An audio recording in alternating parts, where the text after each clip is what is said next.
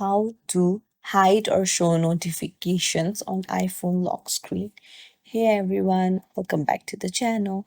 If you are new here, don't forget to hit the subscribe button and turn on the notification bell to not miss any updates.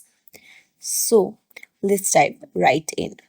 First things first, what you need to do is you'll need to go to the settings and then go to notifications, and you can see here display as count, stack and list, and you can see that there is no option to hide the notifications altogether. But what you can do is you can go to different apps, and then when you tap on apps, you can see allow notifications. If you toggle it on, then only the notifications will be shown on your lock screen. If you toggle off allow notifications, then notifications won't be seen. So that's basically hiding your notifications. So you can do that with every apps here. And that's it.